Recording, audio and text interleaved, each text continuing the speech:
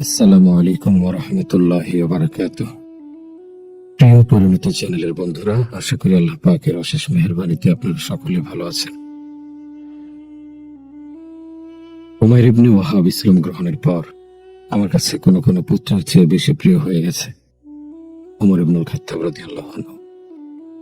উমাইর ইবনে ওয়াহাব আল জুমাহি কাফের অবস্থায় বদর যুদ্ধ থেকে কোন রকমে নিজের জীবন নিয়ে পালাতে সক্ষম হলেন, কিন্তু পেছনে ফেলে আসতে হলো নিজ পুত্র ওয়াহাবকে মুসলিম বাহিনীর হাতে বন্দী অবস্থায়। উমাইরের আশঙ্কা হতে লাগলো মুসলিম বাহিনী হয়তো তার যুবক পুত্রকে কঠিন শাস্তি দিয়ে তার অতীত জুলুমের বদলা নেবে।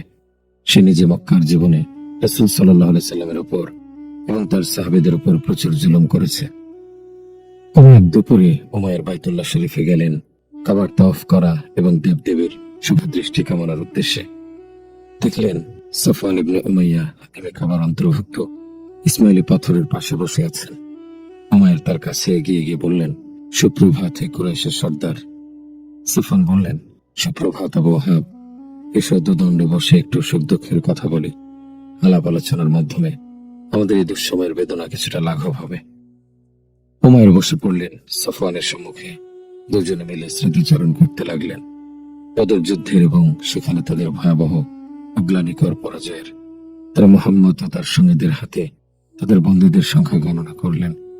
তারা নিহত সেই সব কুরাইশী নেতার স্মরণে বেদনায় শিউরে উঠলেন, যাদেরকে মুসলিম সৈনিকদের তরবারি নিষ্ঠুরভাবে হত্যা করেছে এবং প্রাচীনকালের কালিব জলাশয়ের গভীরতা যাদের লাশ দিয়ে ভরাট করা হয়েছে।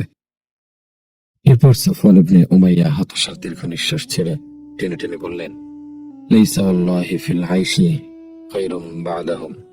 আল্লাহর কসম, ওইসব নেতাকে হারিয়ে আর মুসলিম বাহিনীর হাতে আমাদের যুবক সন্তানদের বন্দী রেখে এভাবে কাপুরুষের মতো বেঁচে থাকার মধ্যে কোনো গৌরব নেই।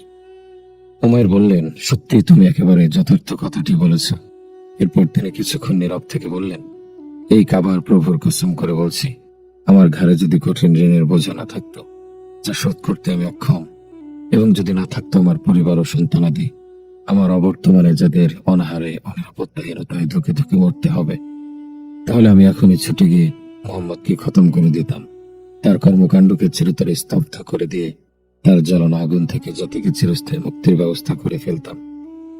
এরপর চুপি চুপি বলার মতো মৃদু আওয়াজে বললেন, তাছাড়া ওদের হাতে আমার পুত্রবন্দী থাকার কারণে আমার মদিনায় যাত্রা কারোর মনে ভিন্ন কোনো সন্দেহ জাগাবে না। সকলে ভাববে পুত্রকে মুক্ত করার জন্য এসেছে।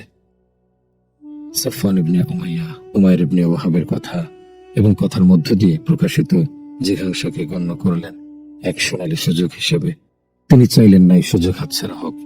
ফলে রাজ্যের আগ্রহ কণ্ঠে ঢেলে তিনি বললেন, ওহে উমাইর, তোমার সকল ঋণের দায় দায়িত্ব আমার ওপর ছেড়ে দাও। আমার ওপর আস্থা রাখো। আমি তোমাকে কথা দিচ্ছি, তোমার সকল ঋণ আমি পরিশোধ করে দেব। আর তোমার পরিবার বর্গের ব্যাপারে আমার ওয়াদা রইল, আজ থেকে যতদিন আমি বেঁচে থাকবো এবং তারা বেঁচে থাকবে, ওরা আমারই পরিবারের অংশ হয়ে থাকবে। আমার চিন্তার কিছুই নেই। আমার অঢেল সম্পদ তাদের জীবনের জন্য যথেষ্ট হবে। তাদের আরামদায়ক জীবন ও স্বাচ্ছন্দ্যপূর্ণ জীবিকার ব্যবস্থা নিশ্চিত করবে। আমি তোমার সকল দুশ্চিন্তা ও আশঙ্কার ভার নিজ কাঁধে তুলে নিলাম। উমাইর বললেন, তাহলে কথা এটাই ঠিক রইল।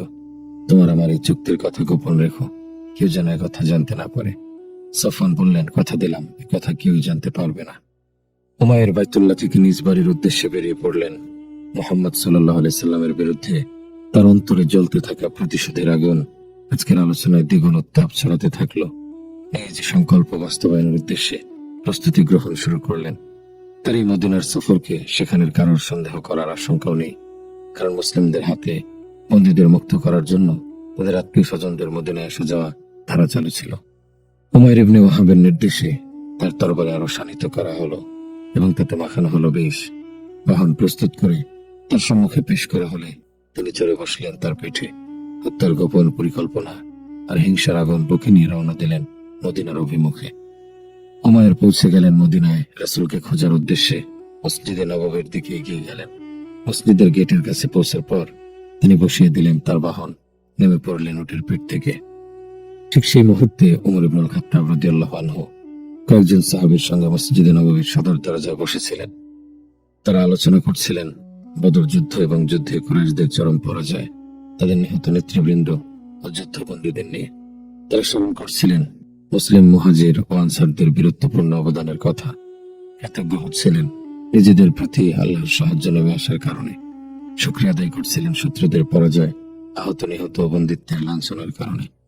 এর মধ্যে হঠাৎ হযরত ওমর রাদিয়াল্লাহু আনহু মসজিদের দরজার দিকে দৃষ্টি ফেরালে তিনি দেখতে পেলেন উমাইর ইবনে ওয়াহাব উটের পিঠ থেকে নেমে উন্মুক্ত তরবারি নিয়ে মসজিদে প্রবেশ করছে। ওমর আতঙ্কে চিৎকার দিয়ে উঠলেন, ওই দেখো আল্লাহর দুশমন কুত্তা উমাইর ইবনে ওয়াহাব! আল্লাহর কসম, সে কোনো না কোনো মতলব নিয়ে এসেছে। মক্কা এসে আমাদের বিরুদ্ধে মুশরিকদের উত্তেজিত করত। বদর যুদ্ধের পূর্বক্ষণেও সে মুসলিমদের বিরুদ্ধে গুপ্তচর বৃত্তিতে ভীষণ ব্যস্ত ছিল। কোনো ভালো মতলবে তার আসার কথা নয়।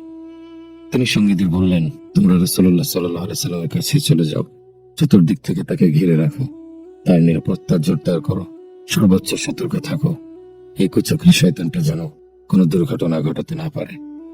ওমর রাদিয়াল্লাহু আনহু নিজে দৌড়ে গেলেন রাসূল সাল্লাল্লাহু আলাইহি সাল্লামের কাছে। বললেন, ইয়া রাসূলুল্লাহ, আল্লাহর দুশমন উমাইর ইবনে ওয়াহাব নাঙ্গা তলোয়ার নিয়ে মসজিদে প্রবেশ করছে। সে অবশ্যই কোনো মতলব নিয়ে এসেছে। রাসূল সাল্লাল্লাহু আলাইহি সাল্লাম বললেন, ওকে আমার কাছে নিয়ে এসো। হযরত ওমর ফারুক রাদিয়াল্লাহু আনহু ছুটে গেলেন উমাইর ইবনে ওয়াহাবের নিকট। তার জামার কলার চেপে ধরে তরবারির খাপ গলায় রশির মতো পেঁচিয়ে তাকে রাসূলের সামনে হাজির করলেন। রাসূল সাল্লাল্লাহু আলাইহি সাল্লাম এই অবস্থা দেখে হযরত ওমরকে নির্দেশ দিলেন, ওমর, তাকে ছেড়ে দাও। ওমর রাদিয়াল্লাহু আনহু সঙ্গে সঙ্গে তাকে ছেড়ে দিলেন। নবীজি আবার তাকে বললেন, ওমর, তার থেকে একটু দূরে সরে যাও। তিনি দূরে সরে দাঁড়ালেন। এবার রাসূল সাল্লাল্লাহু আলাইহি ওয়াসাল্লাম উমাইর ইবনে ওয়াহাবকে বললেন, উমাইর, আমার কাছে এসে বসো। তিনি নবীজির কাছে গিয়ে সুপ্রভাত বলে জাহেলি যুগের নিয়ম মতো সালাম দিলেন। রাসূল সাল্লাল্লাহু আলাইহি সাল্লাম বললেন, হে উমাইর, আল্লাহ তাআলা আমাদের এর চেয়ে উত্তম অভিবাদন দান করেছেন। আসসালামু আলাইকুম। আর এটাই হবে জান্নাতীদের সালাম ও অভিবাদন। উমাইর বললেন, খুব বেশি দিন হয়নি ওই অভিবাদনটাই তোমার এবং আমাদের সকলের মাঝে প্রচলিত ছিল। তোমার অভিবাদনটা আমাদের কাছে একেবারে নতুন ও অজানা। রাসূল সাল্লাল্লাহু আলাইহি সাল্লাম তাকে জিজ্ঞাসা করলেন, উমাইর, কি উদ্দেশ্যে এসেছো? এসেছি আমার পুত্রকে ছাড়ানোর আশা নিয়ে, যে রয়েছে তোমাদের কাছে বন্দী। আশা করি এই ব্যাপারে আমাকে সহযোগিতা দেবে। উদ্দেশ্য যদি তাই হবে, তাহলে উন্মুক্ত এই তরবারি নিয়ে যুদ্ধ সাজে কেন? ধ্বংস হোক এসব তরবারি। বদরের যুদ্ধে এগুলো কি আমাদের কোনো কাজে এসেছে? সত্যি বলছি, এছাড়া আমার আর কোনো উদ্দেশ্য নেই। তুমি সত্য বলছো না? তুমি সাফওয়ান ইবনে উমাইয়ার সঙ্গে হাতিমে কাবার অন্তর্গত ইসমাইলি পাথরের পাশে বসে কুরাইশী নেতাদের লাশ দিয়ে কালিবে জলাশয় ভরাট করার বিষয়ে আলোচনা করেছিলে। সে সময় তুমি বলেছিলে, আমার ঘাড়ে যদি ঋণের বোঝা না থাকতো এবং পরিবার না থাকতো, তাহলে আমি এক্ষুনি গিয়ে মুহাম্মদকে খতম করে ফেলতাম। তখন সাফওয়ান ইবনে উমাইয়া তোমার ঋণ ও পরিবারের দায়িত্ব নিয়ে নিল এই চুক্তিতে যে তুমি আমাকে খতম করে দেবে। আল্লাহ তোমার আর তোমার ওই পরিকল্পনার মাঝে দেয়াল খাড়া করে দিয়েছেন। এসব কথা শুনে উমাইর যেন কথা বলার শক্তি হারিয়ে ফেললেন।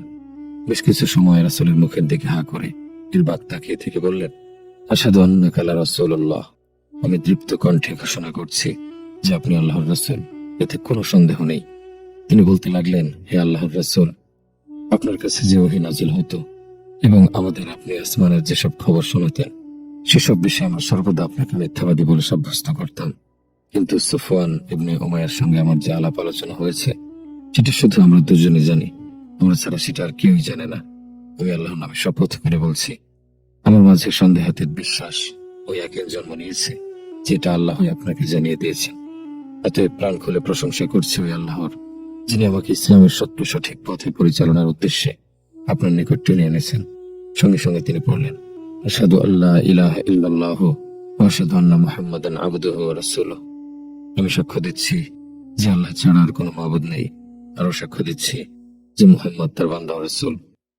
রাসূল সাল্লাল্লাহু আলাইহি সাল্লাম সাহাবীদের নির্দেশ দিলেন, তোমাদের এই ভাইকে ইসলাম ও কোরআনের শিক্ষা দাও আর মুক্ত করে দাও তার বন্দী পুত্রকে। মুসলিম জাতি উমাইর ইবনে ওয়াহাবের ইসলাম গ্রহণে ভীষণ আনন্দিত হলো। এমনকি উমর ইবনুল খাত্তাব রাদিয়াল্লাহু আনহু বলে উঠলেন, উমাইর ইবনে ওয়াহাব যখন রাসূলের দরবারে খোলা তরবারি নিয়ে তাকে হত্যার উদ্দেশ্যে এসেছিল, তখন সে ছিল আমার কাছে একটি শূকরের চেয়ে বেশি জঘন্য। আর আজ ইসলাম গ্রহণের পর সে আমার কাছে হয়ে পড়েছে কোনো কোনো সন্তানের চেয়ে বেশি প্রিয়। মদিনাতে যে সময় উমাইর ইবনে ওয়াহাব নিজেকে পরিশুদ্ধ করেছিলেন, ইসলামী শিক্ষায় আলোকিত করেছিলেন অন্তরকে কোরআনের আলোয়, পার করছিলেন নিজের জীবনের চমৎকার ও সুখময় দিন, যা তাকে ভুলিয়ে দিয়েছিল মক্কার কথা।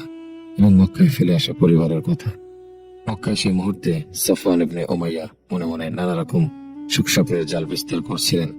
কুরাইশের বিভিন্ন সভা সমাবেশে আসা যাওয়া করছিলেন, আর উমাইরের সঙ্গে কৃত গোপন চুক্তির দিকে ইঙ্গিত দিয়ে বলছিলেন, হে কুরাইশের লোকেরা, খুব শিগগির এক মহা সুসংবাদের প্রতীক্ষা করো, যা তোমাদের ভুলিয়ে দেবে বদরের সকল দুঃখ বেদনা, মুছে দেবে তোমাদের হৃদয় থেকে পরাজয়ের সকল গ্লানি। সফওয়ান ইবনে উমাইয়ার অপেক্ষার পালা দীর্ঘ হতে থাকলো। একটু একটু করে অস্থিরতা তার ভেতরটাকে উদ্বিগ্ন করে তুলল। একসময় ফুটন্ত কড়াইয়ের উপর খইয়ের মতো ফুটতে আর ছটফট করতে শুরু করলেন তিনি। মদিনা থেকে আগত যে কোনো বণিক বা যাত্রীকে প্রশ্ন করেন উমাইর ইবনে ওয়াহাবের ব্যাপারে, কিন্তু কারো কাছেই পান না সন্তোষজনক জবাব। সবশেষে এক আরোহী এসে জানালো উমাইর ইসলাম কবুল করেছেন। এটি কোনো সংবাদ নয়, যেন তার মাথার উপর ঘটল ভয়াবহ বজ্রপাত। কারণ সফওয়ান বিশ্বাস করত, সারা পৃথিবীর মানুষ ইসলাম কবুল করলেও উমাইর অন্তত কখনো এই কাজ করবে না। ওদিকে উমাইর ইবনে ওয়াহাব দিনের শিক্ষা নিতে থাকলেন, হিফজ করতে থাকলেন কোরআন মাজিদ। এক পর্যায়ে তিনি প্রিয় নবী সাল্লাল্লাহু আলাইহি সাল্লামের খেদমতে হাজির হয়ে বললেন, ইয়া রাসূলুল্লাহ, আমি আমার অতীত কাটিয়েছি আল্লাহর নূর ইসলামের আলো নিভিয়ে দেওয়ার প্রচেষ্টায়, সত্য দিনের বিরুদ্ধে দিনের উপর প্রতিষ্ঠিত মুসলিমদের উপর চরম নির্যাতন করে। আমার খুব ইচ্ছা আমাকে মক্কায় যাওয়ার অনুমতি দেবেন। আমি কুরাইশের লোকজনকে আল্লাহ ও তার রাসূলের দিকে ডাকতে চাই, ইসলাম গ্রহণে তাদের উদ্বুদ্ধ করতে চাই। যদি তারা আমার দাওয়াত কবুল করে নেয় তাহলে তো খুবই ভালো, আর যদি প্রত্যাখ্যান করে তাহলে তাদের উপর সেভাবে নির্যাতন করব যেভাবে করতাম আল্লাহর রাসূলের সাহাবীদের উপর। রাসূল সাল্লাল্লাহু আলাইহি সাল্লাম তাকে অনুমতি প্রদান করলে তিনি মক্কায় এসে পড়লেন। হাজির হলেন সফওয়ান ইবনে উমাইরের গৃহে। তাকে বললেন, হে সফওয়ান, তুমি মক্কার একজন প্রসিদ্ধ নেতা, তুমি কুরাইশের অন্যতম সেরা জ্ঞানী বুদ্ধিজীবী। তুমি একটু চিন্তা করে দেখো তো, এই যে তোমরা পাথরের তৈরি দেবদেবীর পূজা করো এবং ওই সব নিষ্প্রাণ মূর্তির উদ্দেশ্যে কোরবানি করে থাকো বুদ্ধি বিবেকের বিচারে, এটা কি দিন ধর্ম হওয়ার যোগ্য? আমি চিন্তা ভাবনা করে সিদ্ধান্ত নিয়ে ফেলেছি, আমি দৃপ্ত শপথে ঘোষণা দিচ্ছি যে আল্লাহ ছাড়া ইবাদত ও আনুগত্যের উপযুক্ত আর কোনো মাবুদ নেই এবং মুহাম্মদ আল্লাহর প্রেরিত রাসূল। উমাইর ইবনে ওয়াহাব মক্কায় একের পর এক মানুষকে আল্লাহর পথে ডাকতে থাকলেন। বহু মানুষ তার পবিত্র হাতে হাত রেখে ইসলামের কালিমা পড়ে জান্নাতি কাফিলায় শামিল হলো। হে আল্লাহ, উমাইর ইবনে ওয়াহাবকে সীমাহীন পুরস্কারে ভূষিত করো, তার কবরকে তোমার নূর ও রহমতে ভরপুর করে দাও, আমিন। বারা ইবনে মালিক আল আনসারী, খবরদার, তোমরা কখনো বারাকে কোনো মুসলিম বাহিনীর সেনাপতি বানিও না, কারণ নিজের দুর্দান্ত দুঃসাহসী ও মারকুটি মনোভাবের ফলে তিনি নিজ সেনা দলকে বিপদের মুখে ঠেলে দিতে পারেন। উমর ইবনুল খাত্তাব রাদিয়াল্লাহু আনহু, তিনি ছিলেন কুকড়ানো চুল, শীর্ণ দেহের অধিকারী, একেবারে হাড় হাড্ডি দেখা যায় এমন। তার ওই রোগা পাতলা দুর্বল দেহের দিকে তাকিয়ে থাকা ছিল দর্শকের জন্য কষ্টদায়ক। কিন্তু তাতে কি, এই দেহ নিয়েই তিনি দ্বন্দ্বযুদ্ধে প্রায় শতাধিক মুশরিককে খতম করে জাহান্নামে পাঠিয়েছেন। এছাড়া আরো বহু সম্মুখ সমরে তিনি অন্য যোদ্ধাদের সঙ্গে কত কাফের মুশরিক যে হত্যা করেছেন আর সঠিক হিসাব বলা বেশ কঠিন। তিনি সেই দুঃসাহসী মারকুটিবের, যিনি নিজ দলের তোয়াক্কা না করে একাই শত্রুপক্ষের সকল বাধা ভেদ করে সম্মুখে এগিয়ে যেতেন। যাদের ময়দানে যার এই বেপরোয়া অগ্রগামিতার কারণে বিচক্ষণ খলিফা ওমর ফারুক রাদিয়াল্লাহু আনহু মুসলিম সাম্রাজ্যের গভর্নরদের কাছে এক বিশেষ নিষেধাজ্ঞা জারি করেছিলেন এই মর্মে যে খবরদার, তোমরা কখনো তাকে কোনো মুসলিম বাহিনীর সেনাপতি বানিয়ে পাঠিও না, কারণ নিজের বেপরোয়া দুঃসাহসী মনোভাবের ফলে তিনি নিজ বাহিনীকে বিপদের মুখে ঠেলে দিতে পারেন। তিনি হচ্ছেন প্রিয় নবী সাল্লাল্লাহু আলাইহি সাল্লামের খাদেম আনাস ইবনে মালিকের ভাই বারা ইবনে মালিক আল আনসারী। আমি যদি তোমার জন্য বারা ইবনে মালিকের বীরত্বপূর্ণ কাহিনীর আলোচনা শুরু করি তাহলে কথা হয়ে পড়বে অনেক দীর্ঘ, স্থান হয়ে যাবে সংকুচিত। সেজন্য আমি ভাবছি দর্শকদের কাছে তার বীরত্বের মাত্র একটি কাহিনী তুলে ধরব, যা শুনলে বোঝা যাবে তার অন্যান্য কাহিনী কেমন হতে পারে। তার বীরত্ব ও সাহসের এই কাহিনী শুরু হয় প্রিয় নবী সাল্লাল্লাহু আলাইহি সাল্লামের ওফাত ও মহান প্রভুর সান্নিধ্যে তার মিলিত হওয়ার পর, যখন আরবের বিভিন্ন জাতি উপজাতি আল্লাহর দিন থেকে দলে দলে বেরিয়ে যাওয়া শুরু করেছিল, যেমন করেছিল তারা এই দিন ইসলামে প্রবেশের বেলায়। ধর্মত্যাগের এই ফিতনা এমন ব্যাপক রূপ ধারণ করলো যে মক্কা, মদিনা ও তায়েফের বাসিন্দারা এবং এখানে ওখানে বিচ্ছিন্ন কিছু মানুষই শুধু ইসলাম ও ঈমানের উপর প্রতিষ্ঠিত থাকলেন, বাকি সবাই হয়ে পড়ল দিন ত্যাগে মুরতাদ। এই জটিল ও ভয়াবহ ফিতনা বিস্তারকালে আল্লাহর দিন রক্ষায় পাহাড়ের মতো অটল, অনড় ও অবিচল রইলেন সিদ্দিকে আকবর হযরত আবু বকর রাদিয়াল্লাহু আনহু। তিনি মুহাজির ও আনসারদের মিলিয়ে 11টি সশস্ত্র দল প্রস্তুত করলেন এবং 11টি ঝান্ডা প্রত্যেক সেনাপতির হাতে তুলে দিলেন। জাজিরাতুল আরবের সকল প্রান্তে পাঠিয়ে দিলেন তাদের, যেন দিনত্যাগী মুরতাদদের সত্য হিদায়াতের পথে ফিরিয়ে আনা যায়। তরবারির ভয় দেখিয়ে হলেও বিচ্যুতদের যেন আবার দিনের উপর প্রতিষ্ঠিত করা যায়। মুরতাদদের মধ্যে সংখ্যা ও শক্তিতে সর্ববৃহৎ দলটি ছিল হানিফা গোত্রের মুসাইলামাতুল কাজ্জাবের অনুসারী। এই দলে মুসাইলামার পক্ষে সংঘবদ্ধ হয়েছিল তার নিজ গোত্র ও চুক্তিবদ্ধ গোত্রের মোট 40,000 দুর্ধর্ষ যোদ্ধা, যাদের অধিকাংশই মুসাইলামার দলে যোগ দিয়েছিল একেবারে অন্ধ গোত্রপ্রীতির কারণে, তার প্রতি আস্থা ও বিশ্বাসের কারণে নয়। এ কথা তাদের কারো কারো বক্তব্যে স্পষ্ট ধরা পড়ত। তারা বলতো, আশহাদু আন্না মুসাইলামাতুল কাজ্জাব ওয়া মুহাম্মাদুন সাদিকুন লাকিন্না কাজ্জাবা রবিআতা আহাবু ইলাইনা মিন সাদিকি মুদার। আমি নিঃসন্দেহে ঘোষণা দিচ্ছি যে মুসাইলামা মিথ্যুক ও ভণ্ড নবী এবং মুহাম্মদ সত্যবাদীর সত্য নবী, কিন্তু কুরাইশের সত্যবাদীর চেয়ে আমাদের নিকট নিজ গোত্র রাবিয়ার মিথ্যাবাদী ভালো। মুসলিম সৈনিকদের প্রথম যে দলটিকে আবু জাহেলের পুত্র ইকরিমা রাদিয়াল্লাহু আনহুর নেতৃত্বে মুসাইলামার বিরুদ্ধে পাঠানো হয়েছিল, মুসাইলামা তাদের পরাজিত করে পিছু হটতে বাধ্য করে। এরপর হযরত আবু বকর সিদ্দিক রাদিয়াল্লাহু আনহু তার বিরুদ্ধে পাঠালেন দ্বিতীয় বাহিনী খালিদ ইবনে ওয়ালিদের নেতৃত্বে। এই দলে অন্তর্ভুক্ত করলেন মুহাজির ও আনসারের বিশিষ্ট সাহাবায়ে কেরামকে, যাদের শীর্ষে ছিলেন বারা ইবনে মালিক আল আনসারী রাদিয়াল্লাহু আনহু এবং একদল দুঃসাহসী যোদ্ধা সাহাবী।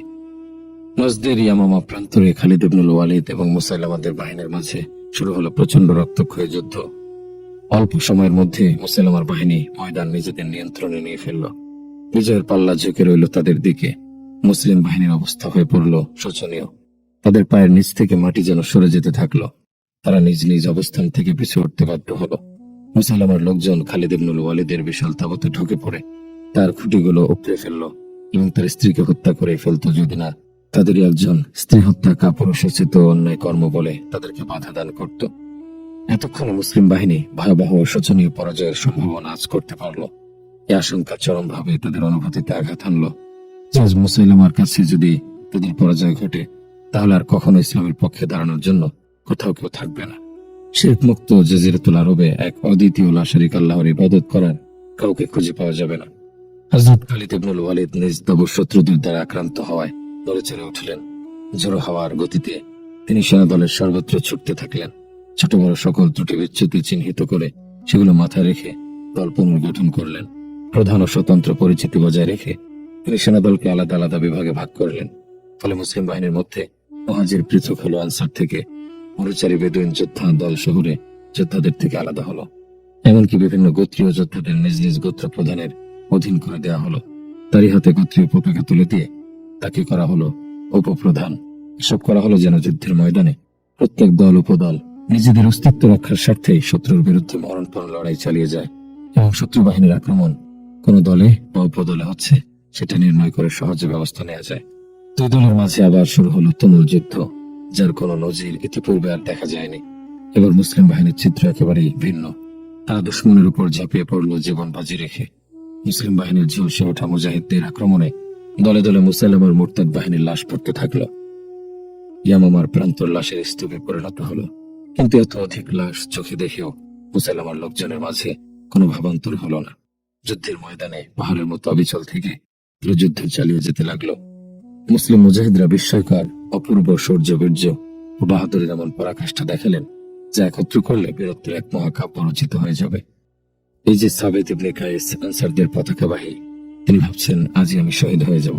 সুগন্ধি মাখছেন, কাফনের কাপড় পরে নিজের জন্য কবরের গর্ত খুঁড়ছেন। গর্তের মধ্যে হাঁটু পর্যন্ত গেড়ে নিজের অবস্থান গ্রহণ করছেন। তার এক হাতে কওমের পতাকা, অন্য হাতে তরবারি।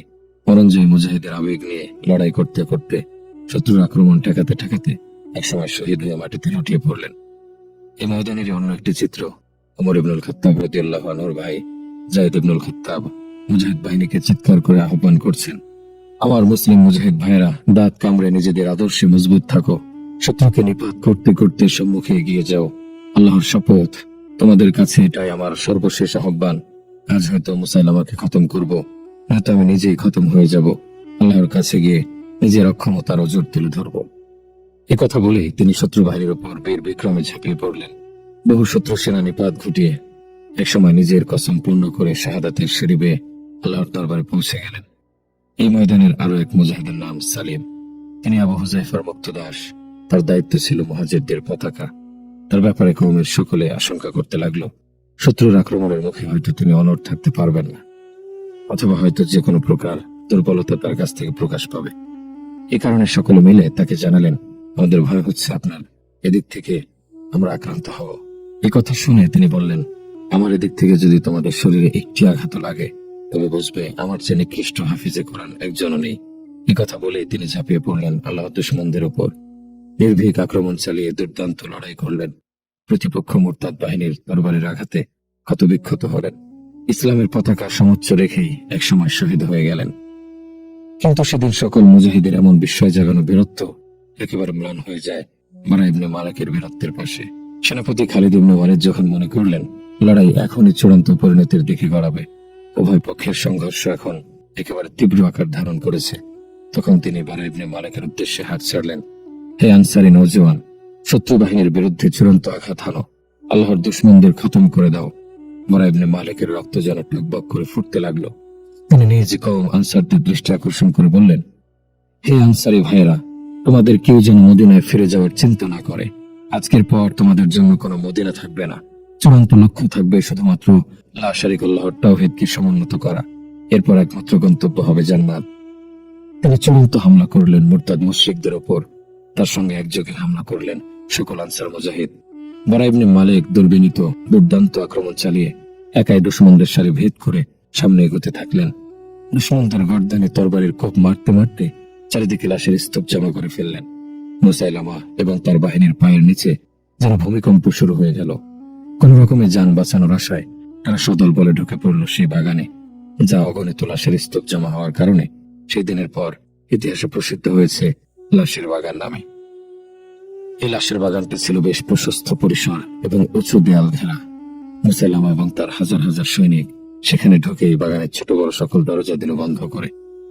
এর উঁচু দেয়ালের আশ্রয়ে নিজেদের প্রতিরক্ষাকে তারা নিশ্ছিদ্র করে নিল এবং ভেতর থেকে মুসলিম বাহিনীর বিরুদ্ধে বৃষ্টির মতো তীরের অবিরাম বর্ষণ করে তাদের নিশ্চিত বিজয় সম্ভাবনাকে পরাজয়ের দিকে ঘুরিয়ে দিল।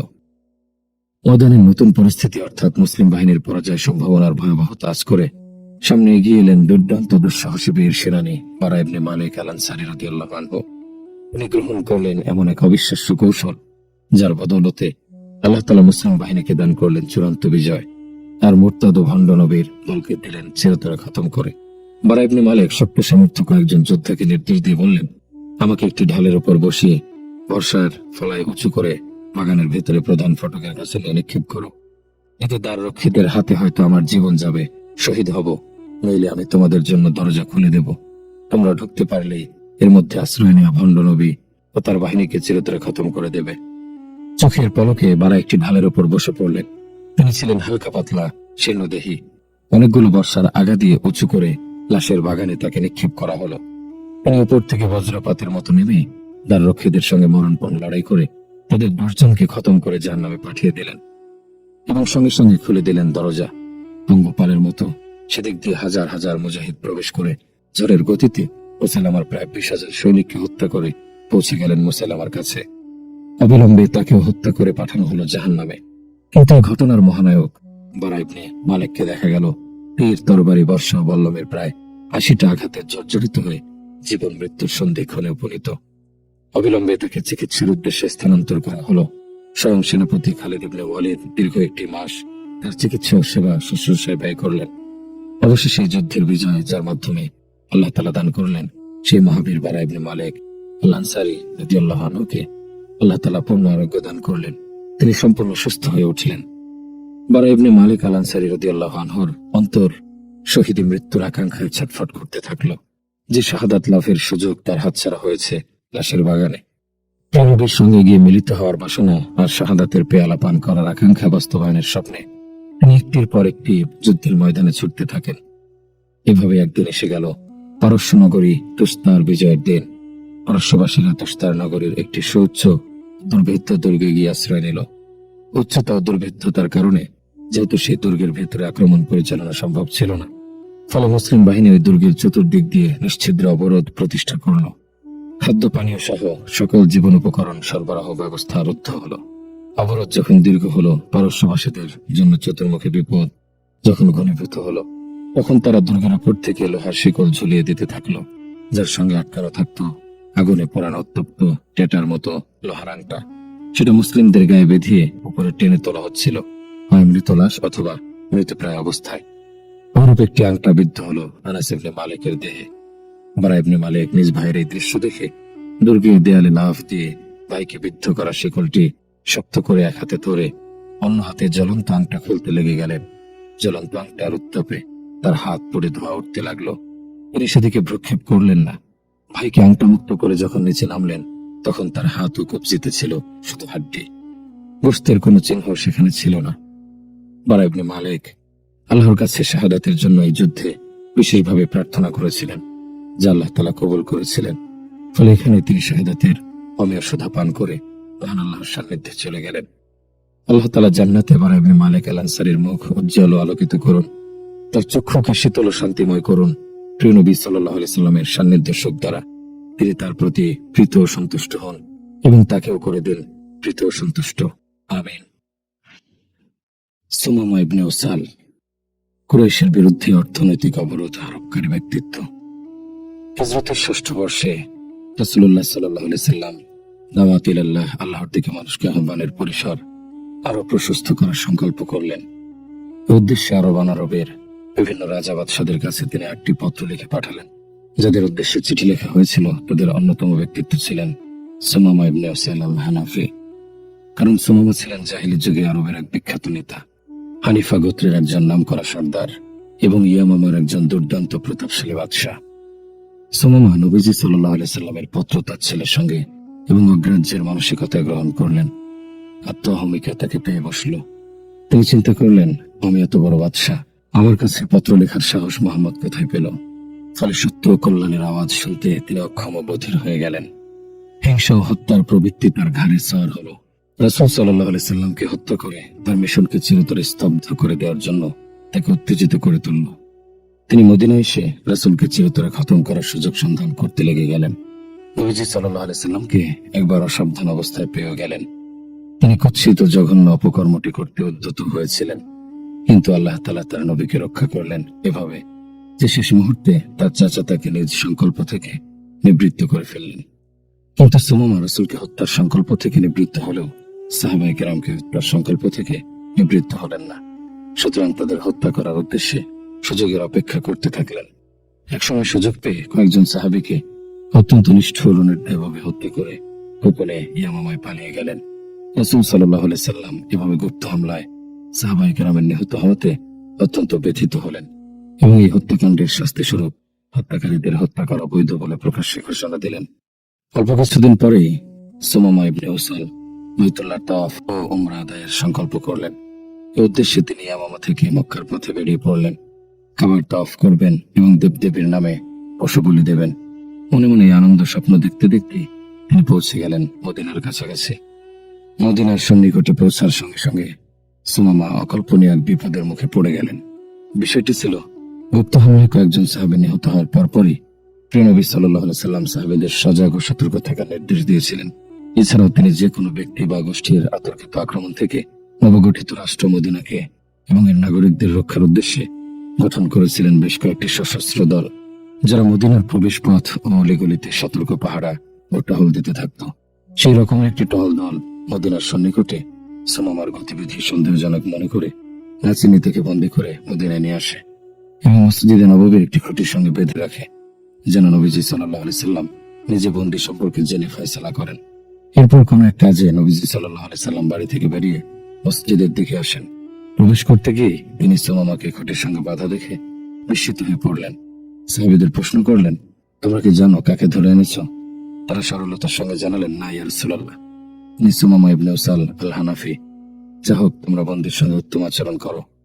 প্রিয় নবী এই নির্দেশ দিয়ে বাড়ির ভেতর প্রবেশ করলেন এবং স্ত্রীদের বললেন, খাবার দাবার যা তোমাদের কাছে আছে জমা করে সুমামা ইবনে উসালের জন্য পাঠিয়ে দাও। তিনি আরো নির্দেশ দিলেন, আমার উটকি সকাল সন্ধ্যায় দোয়াবে এবং সুমামার জন্য দুধ পাঠিয়ে দেবে। এই সকল ব্যবস্থা তিনি করে ফেললেন তার সঙ্গে সাক্ষাৎ ও কথাবার্তা হওয়ার পূর্বেই। এরপর নবীজি সাল্লাল্লাহু আলাইহি সাল্লাম সুমামার মুখোমুখি হলেন। ধীরে ধীরে তাকে ইসলামের প্রতি আকৃষ্ট করার উদ্দেশ্যে তার সামনে গিয়ে বললেন, কি খবর সুমামা, কিছু কি বলার আছে?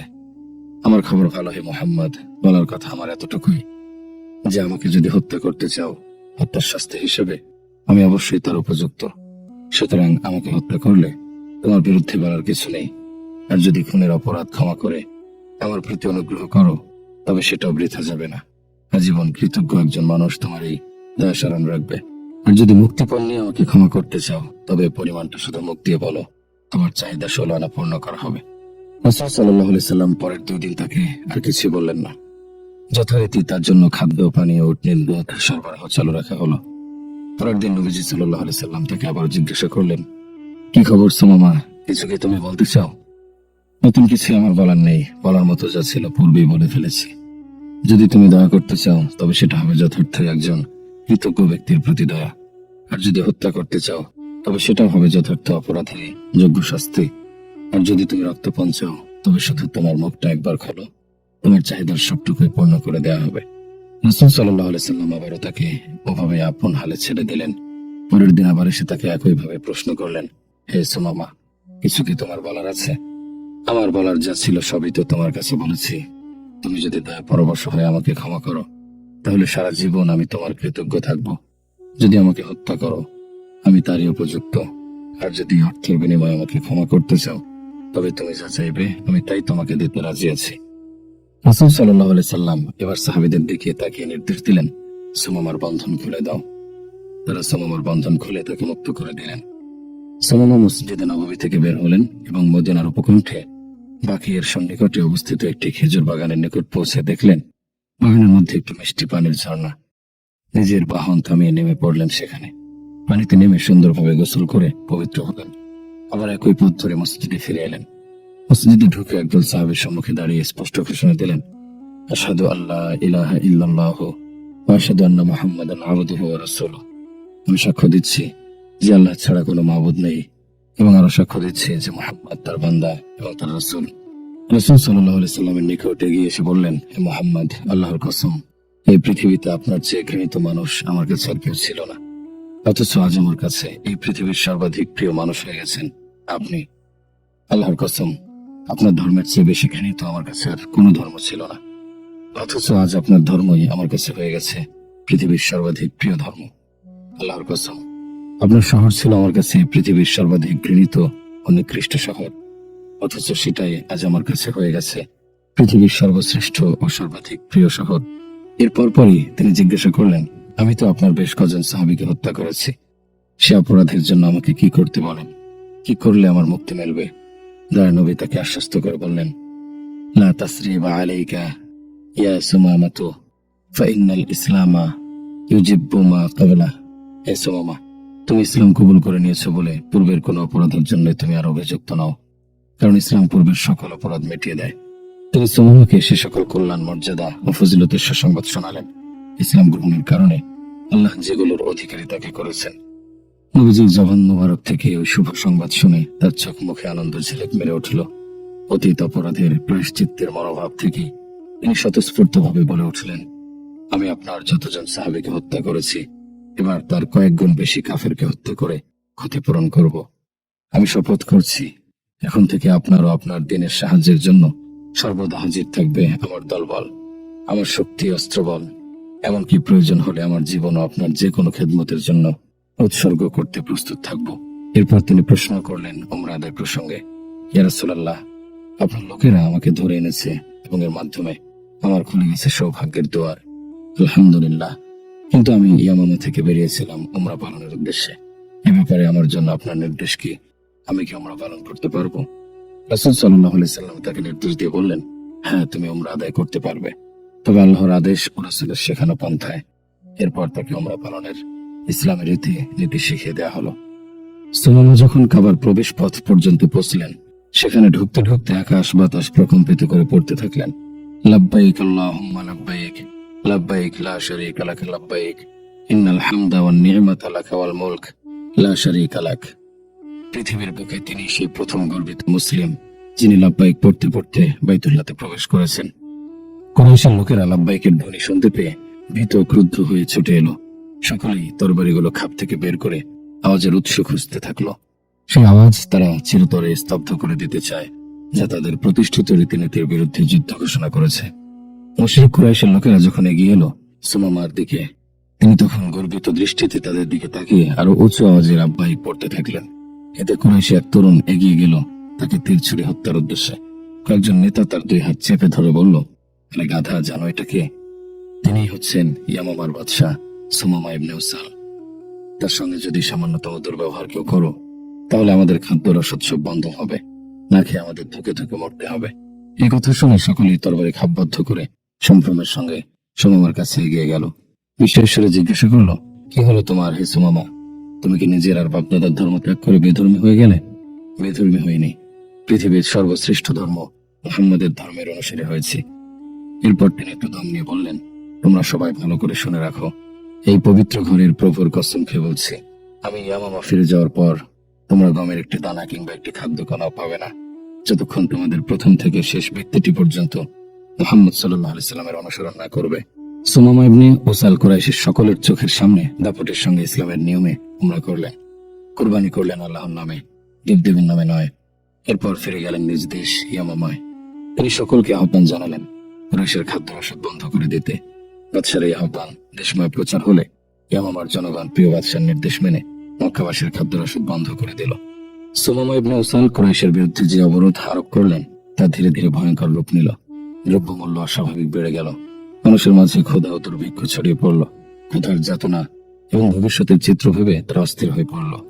অনাহারে যখন নিজেদের ও সন্তানদের মৃত্যুর শোচনীয় আলামত দেখা যেতে লাগলো, তখন তারা সকলে মিলে সুল পরামর্শ করে রাসূলের নিকট পত্র লিখল, হে মুহাম্মদ, আমরা জানি যে তুমি নিজে আত্মীয়তার সম্পর্ক বজায় রেখে চলো এবং অন্যকেও সেই মহৎ আদর্শের প্রতি উদ্বুদ্ধ করে থাকো, কিন্তু তোমার কেমন মহৎ আচরণ হলো যে আমাদের সঙ্গে তোমার রক্তের সম্পর্ক ছিন্ন করে ফেলছো।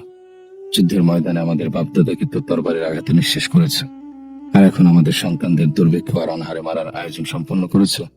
তোমার অনুগত সুমামা ইবনে উসাল কতদিন থেকে আমাদের খাদ্য রপ্তানির উপর নিষেধাজ্ঞা আরোপ করে আমাদেরকে চরম দুর্ভিক্ষের মধ্যে ঠেলে দিয়েছে। তোমার যদি উচিত মনে হয় তাহলে তাকে লিখে দাও যেন এই নিষেধাজ্ঞা তুলে নেয় এবং অবিলম্বে আমাদের নিত্য প্রয়োজনীয় পণ্য সরবরাহ চালু করে দেয়। রাসূল সাল্লাল্লাহু আলাইহি সাল্লাম তাদের অনুরোধ রক্ষা করে সুমামার কাছে মক্কাবাসীর বিরুদ্ধে আরোপিত অবরোধ তুলে নেওয়ার অনুরোধ করলেন। সুমামা প্রিয় নবীর নির্দেশে দ্রুত অবরোধ তুলে নিয়ে মক্কায় প্রয়োজনীয় সামগ্রী সরবরাহের নির্দেশ জারি করে দিলেন। সুমামা ইবনে উসাল জীবনভর ছিলেন দিনের প্রতি বিশ্বস্ত ও নিষ্ঠাবান। প্রিয় নবীর সঙ্গে কৃত সকল অঙ্গীকার পালনে আজীবন ছিলেন বদ্ধপরিকর। প্রিয় নবীর ওফাত হয়ে গেলে একে একে এবং দলে দলে আরবের লোকেরা যখন ইসলাম ত্যাগ করে মুরতাদ হতে লাগলো এবং হানিফা গোত্রের ভণ্ড প্রতারক মুসাইলামাতুল কাজ্জাব মিথ্যা নবুয়তের দাবি নিয়ে তাকে নবী মেনে নেওয়ার আহ্বান জানাতে থাকলো, তখন সুমামা দাঁড়িয়ে গেলেন এর বিরুদ্ধে। কঠোর প্রতিরোধ করে তুললেন গজিয়ে ওঠা ওই ফিতনার বিরুদ্ধে। তিনি তার কওমের লোকজনকে বললেন, হে হানিফা গোত্রের লোকেরা, খবরদার, এ বিভেদ বিশৃঙ্খলার দাওয়াত কবুল করো না। এর মধ্যে কোথাও হৃদয়তের নূর নেই। আল্লাহর কসম, যারা এই দাওয়াত কবুল করেছে তাদের কপালে দুর্ভোগ অবধারিত, আর যারা এই দাওয়াত গ্রহণ করেনি তাদের জন্য এটা এক অগ্নি পরীক্ষা। এরপর তিনি যুক্তি দিয়ে বললেন, হে হানিফা গোত্রের লোকেরা, একই সময়ে দুজন নবী হতে পারে না। মুহাম্মদ সাল্লাল্লাহু আলাইহি সাল্লাম সর্বশেষ নবী, তারপরে আর কোন নবীর আগমন সম্ভব নয়, তার কোন সহযোগী নবী হওয়াও সম্ভব নয়। তিনি কোরআনের নিম্নোক্ত আয়াত পাঠ করলেন, হামিম তানজিলুল কিতাবি মিনাল্লাহিল আজিজিল আলিম গাফিরিজ যামবি ওয়া কাবিলিত তাওবি শাদীদুল ইকাব যিত তাওলি লা ইলাহা ইল্লা হুয়া ইলাইহিল মাসির। হামিম, এই কিতাব আল্লাহর পক্ষ থেকে অবতীর্ণ, যিনি পরাক্রমশালী, সর্বজ্ঞ, পাপ ক্ষমাকারী, তওবা কবুলকারী, কঠোর শাস্তিদাতা, সামর্থ্যবান। তিনি ছাড়া কোনো উপাস্য নেই, তার নিকট হবে প্রত্যাবর্তন। এ হলো মহান প্রভুর মহিমাপূর্ণ বাণী। আর পাশাপাশি ভণ্ড প্রতারক নবী মুসাইলামার প্রলাপ একটু ভেবে দেখুন। ইয়া দিফদাউন নাকা মা তুনাক্কাইনা লা শারাবা তামুনঈনা ওয়ালাল মা আতুকাজ্জিরিন। হে ব্যাং, যত পারো ঘ্যা ঘু করে ডেকে নাও, কিন্তু এই ডাকাডাকি করে তুমি পারবে না মানুষকে পানি পান করা থেকে ঠেকাতে এবং পারবে না পানিকে নোংরা করতে। সুমামা ইমানের উপর অবিচল সত্যিকার মুমিনদের সঙ্গে নিয়ে মুরতাদদের বিরুদ্ধে অবিরাম লড়তে থাকলেন। আল্লাহর দ্বীনকে জমিনে প্রতিষ্ঠিত করা, আল্লাহর কালিমাকে সমুন্নত করার সংগ্রাম ও প্রচেষ্টা চালাতে থাকলেন মৃত্যু পর্যন্ত অবিরাম। সুমামা ইবনে উসালকে আল্লাহ তাআলা ইসলাম ও মুসলিম জাতির পক্ষ থেকে উত্তম বিনিময় দান করুন এবং মুত্তাকিদের জন্য প্রতিশ্রুত জান্নাতে তাকে সম্মানিত করুন।